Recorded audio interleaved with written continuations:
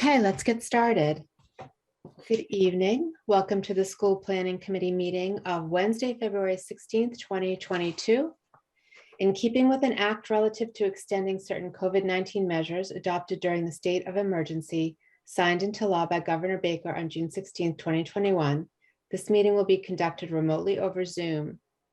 Attendance by the commission members will be remote, and remote attendance will count towards quorum. The meeting will be broadcast live and recorded on ECAT. So good evening. First order of business would be our minutes of January 19th, 2022. Does anyone have any comments or questions? I can't see everyone, so just shout out if you do. Okay, I'll take a motion to approve. Martin, so moved. I'll take a second. Helen, second. Great. I'm going to do roll call vote. Martin? Yes. Cabral? Yes. Reed? Yes. Carlson? Yes. Is O'Neill here? Not here. Cedarbaum? Yes. Weintraub? Yes. Helen? Yes. Fulgenetti? Yes. Is Billy here? And Wiseman, yes. Great, thank you. Hey, construction progress update, Walter? Good evening, everyone. So right now I have the agenda up, so I'll jump right over to the construction progress update. So just running through some photos over the past month. On the left, you'll see the plumbing going in, the copper pipe going in on the carrier. So that's in a bathroom in A wing, so on the first floor of A wing. On the right, you're going to see a photo of two of the Lochnavar boilers that have been installed up at the mechanical room. These will be visible as you're passing through the corridor through a glass window. So the entire mechanical room is actually visible to the staff. So kind of a dual purpose there. It's building as a teaching tool, and then also it kind of forces the cleanliness of that area, which is really helpful for everyone maintaining that equipment. Good news to report. I believe, I'm not sure if we talked to the committee prior to, but the roof membrane has reached the site. The installation began. Unfortunately, we've been slowed down a little bit by weather, but on the left and the right, you'll see the 3 layers of insulation going on top of the cover board. You'll see the roof membrane being adhered to the next piece of cover board as well. So that's moving right along. They're actually going to work on Saturday this week to take advantage of the good weather that we're getting on that day. On the left, you see the progression of the exterior facade. The gray being the air vapor barrier. You can see the final windows are in. You can see the windows are being stripped in with the ice and water shield. You can see up in the far left corner in the lift, the green girt subframing is going on. So that's what holds the exterior facade out away from the building. In between there's actually insulation that helps the R value of the building. And then the rain screen system is kind of complete once the final piece of the facade goes on. On the right of the building, you see kind of the in wall behind the teaching wall, the teaching location of a classroom or a small group room. What you see there is the blocking for the whiteboard, and then you see the blocking for the projector above that. The strips, and then on the left you can see the conduit going from the teacher's desk location or teaching location up to the power to reach the projector, and the same thing for the connections for the audio, for the HDMI, and all of those. Moving right along, you see some more green girt installed along E building. This is on the west corner of the pre-K wing. You can see the horizontal and the vertical strips going up. Those are where the separation occurs between the 2 different types of facade, the metal panel, the phenolic, and the cement wallboard. Moving to the right, we actually have 2 of the classroom sinks. So in the mock-up room, the sinks are installed along with the subway tile. So on the left, you see the full height sink, and on the right, you see the child height sink. Those are typical in each of the grade 1 and grade 2 classrooms. You can see the upper cabinets installed above. The picture on the left here, you see the exterior wall of the mock-up classroom has further cabinets with the tile backsplash, and then the upper cabinets above. What you don't really see in this picture is the windows on either side of these, so the low windows, the high windows. So this is facing north in building E, so kind of facing the west side of the Parkview School right now. On the right, you can see the beginning of the installation of the precast window sills. These are right here in the kind of the tannish sandish color that goes above the fieldstone masonry. So I'm progressing right along with that. The masons taking caution with the weather, not installing in bad weather, but taking advantage of any good weather we do have. So a little bit of site comparison. You can see the progression taking place from January to February. The AVB has continued right along. There's an area up above that needs AVB still, but moving right along there. On this side, which is along Lothrop Street, you can see the any temp windows have been removed. The final windows are now in. And they're progressing right along. You can see the yellow flashing and stripping in prior to the precast is going on. And then finally, you can see a little bit of the green roof right about in front of the media center and the kind of the progression that the wall's going in. So as we move forward, you'll see the green go up, the black insulation will carry down, the exterior facade will go up. So it'll go gray, gray, green, then the black, and then the exterior facade will finally be up. So moving right along, I believe we're going to be getting our first shipment of metal panels early next week or mid to late next week. So we're hoping to start the installation of that. It'll start at E building right here in front of the trailers, move right around the building. So I can take any questions now, or I can keep going. I can see everyone. So if you want to just shout out any questions on construction, happy to answer them, or I can keep going. And if anyone has any questions, please feel free to jump in. So key plan building labeling update. PMA was made aware from the building inspectors, the fire department, the electrical inspectors, that there were some concerns about the previous nomenclature that was being used for the building. Right here on your screen, so PMA set up a meeting with all of those key stakeholders, first being the first responders, police, fire, and their preference is that when arriving at a building from the main entry, that when they pass around that building, the nomenclature for the buildings go clockwise. As you can see, they are here. Previously, and I don't want to confuse anyone, I don't have the previous slide because I didn't want to. A and B were in the center of the building.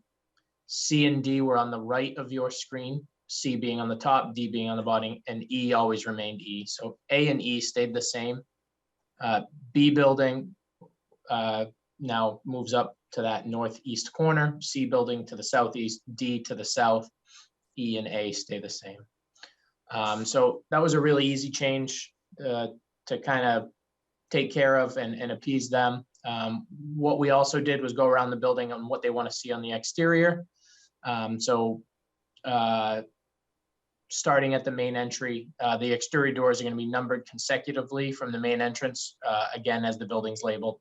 And then again, there'll be, so stair A, first floor, every stair will be labeled as well, what building you're in, what stair it is. The roof access, as you can see at the top, that stairway actually has direct roof access, so that'll be labeled as well with another piece of signage right there. And then as you move around the building, the only building that actually has two sets of staircases is E building. So we're just going to add a designation for west in E building first floor, and then east E building first floor. We did meet with them. Everyone was happy with that. The note you see here on the fire and sprinkler zones, we have coordinated that with the fire department. They are happy with the way the building has been broken out for those. The only piece left is it's just a little bit of cleanup. What you see here is this red line going east-west at D building. there are some rooms that are actually labeled as A, that Perkins Eastman is just going to clarify and kind of reissue the clarification to all the trades so that everything gets picked up and that there are no issues.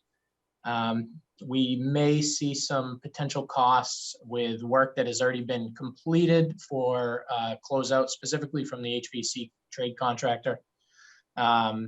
He's already submitted all of his closeout documents, so he's well ahead of the game, which is always great, but unfortunately he's ahead of us, and he's going to have some rework associated with this. So we're going to work with them, provide those costs to the technical review committee, and have them make that determination, as this will be for the life of the building. So really the cost will be to clarify any types of documentation that he has or the entire group has, and make sure that when the project's done, that the people running this building are able to reference one set of drawings, one set of warranties, one set of operations and maintenance manuals.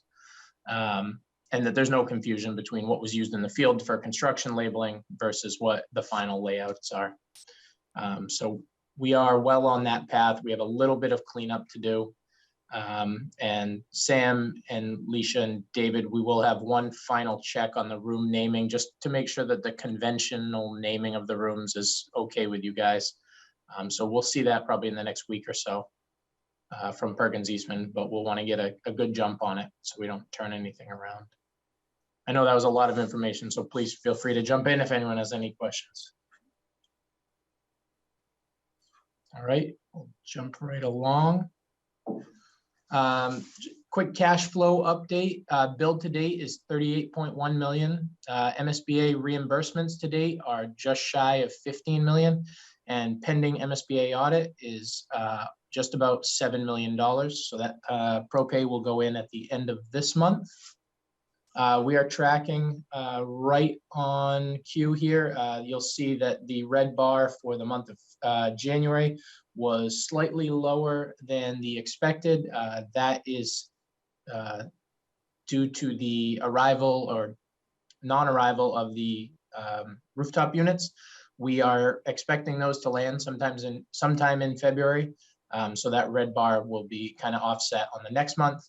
So really nothing to jump out there. We are keeping a close eye on anything. Right now, we're not having any material delays. We ask weekly from the BRAIT team for an update on any materials being affected by COVID or any other issues. But right now we're not seeing any, but that is what that one anomaly on that graph is from. So for the construction look ahead, we're hoping that the air vapor barrier is complete. We'd anticipate that being complete at the before our next meeting with this group. We'd be looking for the interior masonry walls to be complete. There's some final touch-up items in there. We're going to begin the installation of the roof membrane and insulation at E and D, continue at E and begin D and move over. Continue with the exterior window installation, interior framing, exterior framing. Continue gypsum wallboard installation, temporary heat in B and A. Continue installation of the fieldstone masonry, and then the precast shelf, as we were showing you, is going to continue right around the building. Continue with that green girt framing and the infill with the insulation. Then begin the exterior metal wall panels right behind that. MEP, mechanical, electrical, plumbing are running right through the building, including fire protection, getting their rough-ins done. They're working pretty seamlessly there. Continue window testing of window assemblies. We have some back testing to complete and some additional testing to complete on those. Commissioning coordination efforts are continuing for MEP and envelope. We've had both of our MSBA assigned MEP and envelope consultants from SMMA out on the site in the last 2 weeks. I believe last week was envelope and this week was MEP. So those guys are making great progress there, keeping an eye on everything, another set of eyes on everything on top of PMA and Perkins, doing a great job for us there. Update on contingency and contingency utilization. So to date through change order 5, what has been approved is $711,000, just shy of $712,000. We have exposure in the log of $240,000. Just to remind everyone, that is not all to be moved into pending changes or change orders. Those are reviewed. Any costs that are disputed are reviewed and or negotiated there before they're moved forward. We have elapsed 43.4% of the time through the project. That is again based on the final completion of the entire project, so all the way through phase 2, which is the removal of the park view in the fields. Right now, authorized changes is 12.1%, current exposure is 4.1%, and then available contingency is 83.9%. Moving right along, so in great shape there. I'm happy to say that. With that, we do have some offers, I guess we'd say, or available options for this committee to review this evening. Not inclusive of price, but we do have some discretionary items that I know Perkins Eastman is happy to present to the committee following that contingency update. So I'll turn it over to Dan and Don to discuss the 2 items of at this point in time that are discretionary for review. Thanks, Walter. Can you guys hear me? Yep. Great. So the first one that we think we'd like the committee to consider is adding acoustical screening and paneling around the generator and the main transformer. And I think many of you have been on the site, know where this is. This is actually in the right of way on the north side of the site there's the east side of the site, basically right on your neighbors there. And it kind of pokes into across the line into that easement, and both the generator and the transformer are there. Transformers are pretty quiet, but the generator is another story. Generator usually has to be exercised once a week for a few minutes. I think it's like, is it a 10-minute run, Walter, or a 5-minute run? Yep, usually sometime right in that time. Yep. So it's not a long time, but they can be very loud. And right now what we own there is a fence. It's very similar to the picture of the generator, which is in the center of the bottom picture, center of the screen there. That's about the size of our generator, and that's the type of fence we own currently surrounding it. So what we think would be maybe a good neighbor gesture is to put a acoustical panel around that, which is the top right there and the bottom right. That kind of treatment, which is already on the roof around our units. And that would dampen the noise. Plus it would be less of, they would be looking at that instead of the giant generator and the big transformer. So that's the first one. And we've already sent that out for pricing to see what that would be to change that fence area. It's just that one area over to the acoustical paneling. So if there's no questions, are there any questions on that?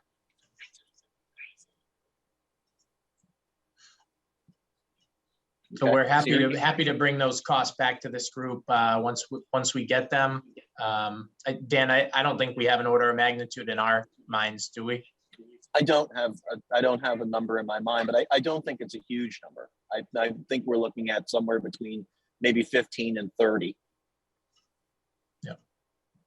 Yeah, I think it makes a lot of sense. And just to add, for people who aren't aware, we've been working with those neighbors a lot in terms of the tree removal and putting that area up, and they've been really cooperative, and it does jut very closely to their property.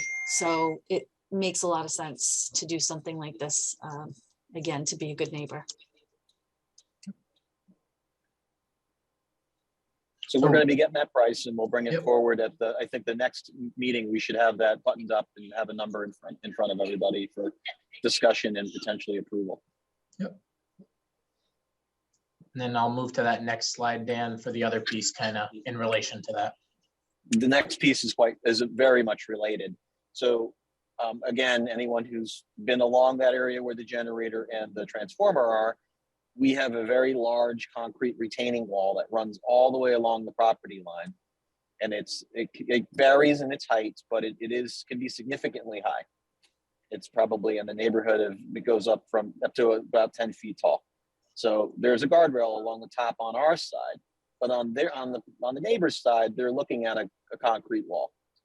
So what we're asking to consider is potentially looking at plantings along the low side of this so that we can camouflage somewhat this wall and kind of make it, again, a good neighbor gesture to make it look a little bit nicer on their side of it, rather than what they have now. What they had before was the field, and now they have a concrete wall.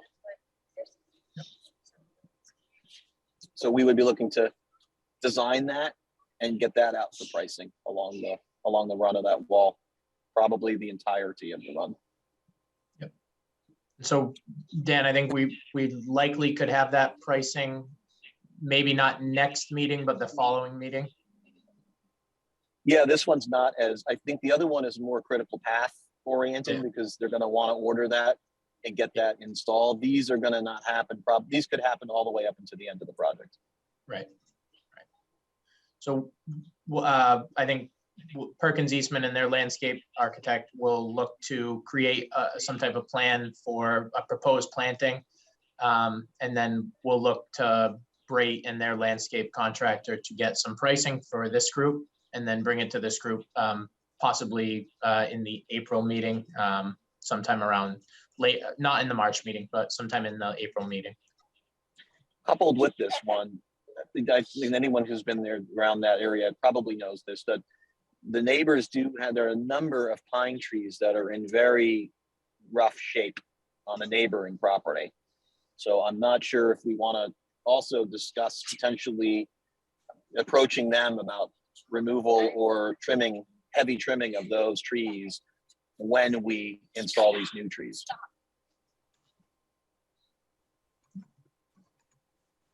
Were these trees that were damaged with the work, or they're just in tough shape anyway? No, they were kind of uncovered by us with the work. They were like that before, but as we cleared your land to get to that spot, we uncovered these trees, which were probably dying to begin with. Okay, and that could be an obvious hazard to the equipment there, should they fall. Yeah, they could. Some of them could be. Most of them are they start at the corner and run their way towards it. So I think they'll probably, 4 or 5 of them would probably fall on the wall itself if they fall towards the site. But there's about 2 that are on the corner there that could fall on that equipment. Yep. You can't really see them in these photos, unfortunately. No, They're a I little did not in that bit away. If you look at the photo on the left, they're actually to the right of the fence that's on the ground.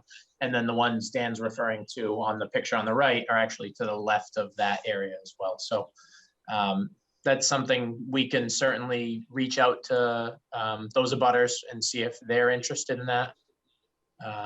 They may say no, but I think that it's probably a good thing to ask, because I think when we finish and we see it, and I urge anyone who hasn't seen it to go look, we may feel different. We may feel that those aren't, that we might want to address it. And I don't want to get to the end of the project and find that we want to address it. This is Billy Silverite. What is the difference between the property line and the wall? It's it's just the setback line. So it's really, we really don't have, those trees are right on their property line and we're right up to it. Yep. So there's like a 10-foot gap between the two things. Yeah. So this is Dottie. I want to say that in the beginning, when we first talked about some of this, I know that the Sullivans did come before us and they were very concerned about the trees and the buffer between their property and the school. And we assured them that we would do everything possible to make that to their pleasing. And they've been wonderful neighbors throughout this whole project. And so I think that whatever we can do, we should do. And the Sullivans are on the call today, so I don't know if they have any comments, but certainly meeting with them along the way to be sure that everybody's expectations are being met on this. Certainly. So Dottie, just for anyone who may have missed that meeting, this group actually authorized Perkins to put together a proposal for up more towards the Sullivans, which was accepted. So that is being put together as well. This area is actually more towards the Sullivan South neighbors. but it does tie into them if they have any kind of dead trees heading that way as well. That property would certainly tie in, but that piece is already in the works for pricing as well. I want everyone to know that. We haven't. Yeah, these forgot are about it. actually different neighbors. It's close, but these are Yep. different neighbors right here. Yep. But your point is well taken, and I agree with it, Dottie, for sure. Absolutely, absolutely. And I'm saying thank you. We don't forget about that. So we're happy to present that to the group. Dan, do you need any type of authorization to move forward, or are you good to go on getting something together? I think we'll go ahead and get this together. Okay. So like I said, we'll likely have something for the acoustical treatment at the wall hopefully for next month, and then the following month for the plantings for this area, but also up towards closer to Spooner Street and the Sullivan's property as well. We'll need to get those together. So that's really everything we had. So next meetings are March 16th and then April 20th. Chad, any new business on your end that you and I didn't discuss or get on the minutes? Nope, I'm just gonna add the conversation with the Sullivan, so but it's captured, so I'm good on my end. Thanks, everyone. And then Dan and Dawn, any new business from Perkins Eastman's end? I think we're good. Yeah, I agree. We're good. Things are moving along. It's great to see everyone. Certainly is. And we are happy to turn it over back to Jackie if she has anything else for the Thanks, group. Walter. Yeah, I just wanted to let everyone know that the website has been updated. I want to thank Patrick for all of his work on that. It was very much appreciated. So anyone can go, and not huge changes, just little tweaks here and there. So again, thank you, Patrick. And does anyone else have any comments or questions? Again, I can't see everyone, so just shout out if you have anything. I have a question. This is Florence. On the website, is that the website that's on the the official town site? Is that where I get the website for the? Yeah, you can get it. I think you can definitely get it through the school site. Can you get it through the town site too, Connor? Do you know? I think you can. I think if you go to the Okay. school drop down. Right. Okay. Yeah. I thought I wasn't right sure now. that. Yeah, I Okay, think that's it's right one. there. If you just go to school. Great, I've been on that one. Yep. And I want to thank the DPW for fixing the potholes on Spooner Street from the school to the corner of Sheridan Street. That really needed to be done.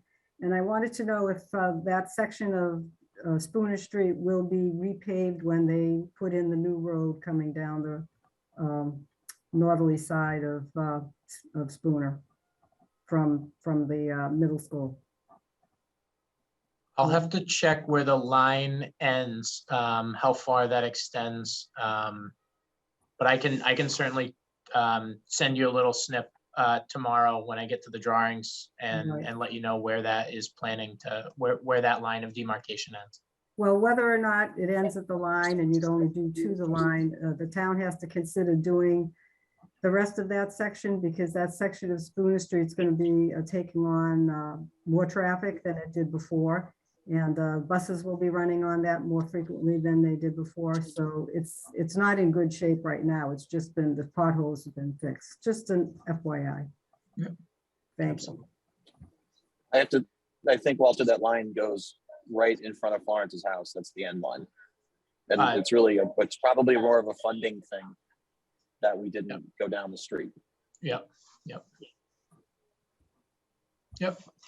So Dan, you think it goes halfway down the property line or just to the end of the road? I think it probably goes right from that corner, right across to there, and that's it. Okay. So it basically starts at the school's property line, and it's all new pavement from there in. It does not go down Spooner at all. Doesn't go down any further than the paper road right there. Correct. Okay. All right. I'll double check that and I'll send you where it looks like it is, and then we'll obviously have further discussions about that if needed. Yeah, send it to the town too, so they know. I will. mean, really. We will. Not a problem. Anybody have anything else? Okay, then I will take a motion to adjourn. O'Neill, so moved. Do I Brawl have a second. Thank you.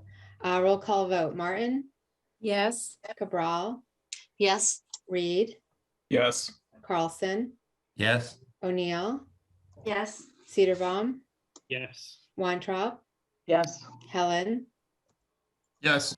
Fulgenetti, Yes. Sobry, Yes. and Wiseman is yes. So thank you again, everyone. Have a great night. And for everyone that's on vacation next week, have a great vacation. Thanks. Thank you. Good night. Bye, guys. Bye.